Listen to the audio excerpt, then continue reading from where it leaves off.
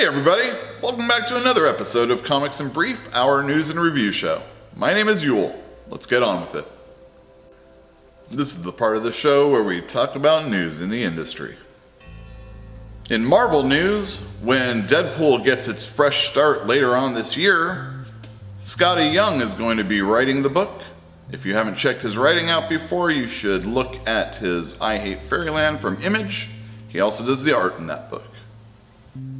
Also from Marvel, it is announced that later this year, everybody's favorite retcon superhero, the Sentry, is going to get his own book. Of note, the writer is going to be Jeff Lemire. You all know I'm a big fan of his, so can't wait. In DC news, they announced that they are going to start their Black Label line. This is a more adult version of their superheroes that you all know and love, with superstar creators like Frank Miller and John Romita Jr. working on a Superman book, Greg Rucka coming back to work the lasso of Wonder Woman yet again, and Kelly Sue DeConnick is going to do a prequel to the Wonder Woman series. Along with a couple other books, this is something that I'm interested in. I can't wait to see what's going to happen. Alright, that's it for the news. I read a lot of comics last week. Let's take a look. First up, I'd like to talk about Gideon Falls by Image Comics. This is the first issue by Lemire and Sorrentino. Last week in This Week in Comics, I recommended this book basically because I knew Jeff Lemire is a big Twin Peaks fan. This book definitely has that feel, although in interviews I never hear him mention it. We are introduced to a character who's picking up trash for reasons we don't find until a little bit later on in the book, more towards the end. And we are also introduced to a priest who's taking over for a much retired priest, someone who just died. There is an air of mystery, and there is a bit of a strange supernatural aspect. If you enjoy those types of things and everything we've talked about before, you should pick this up. When is an allegory not an allegory? When it's Captain America number 699, part 2 of the Out of Time storyline, where Captain America is thawed out in the future to a president that has ruined the world, and Captain America is going to give him what's what. Excellent art by Chris Samney as always. I especially like this scene where they're crawling through the underground and trying to get to the president. There's a cool fight with the Hulk, and the Thing makes an appearance also. These are all cool elements. I like the story okay. It's obvious where it's going, and it is okay. The art is excellent. I recommend this book only slightly. If you're a Captain America fan, if you like Chris Samney, these are the reasons to pick the book up. Next up, we have XMen Gold number 23.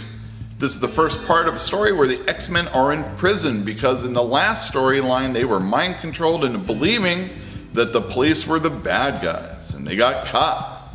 So Kitty Pryde and her team are in prison with power inhibitors. Callisto showed up. This is like X-Men is the new Orange. Yeah, that's what we'll call it. X-Men, or we could say X-Men is the new Gold. Either way, these are the X-Men in prison. It's a little bit of a different dynamic. I mean, it's cool when the bad guys get a chance to give the good guys their comeuppance. And I recommend checking out the X-Men Gold. It's been pretty good the last few issues.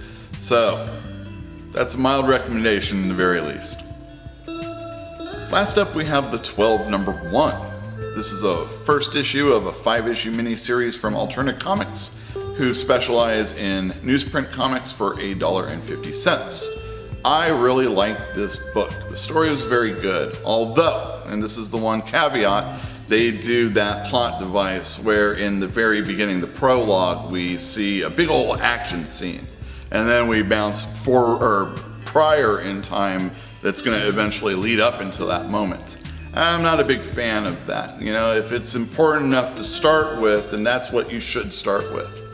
Having said that, I liked all the family elements that we've got going on in the story. They are all trying to conserve their food for the winter, and there is a very much an us versus them kind of situation, survival mode that I really enjoy. And also the art was very good too.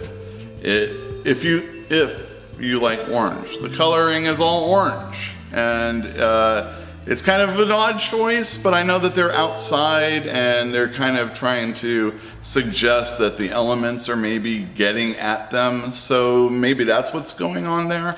But the art is clean and it tells a very good story, and I can definitely distinguish who the people are. Another aspect of this book is that it is 29 pages, and for $1.50, that is a really good deal in today's comics. So I recommend picking up the 12. It was a very good story, and I can't wait to see where we are going with the future issues.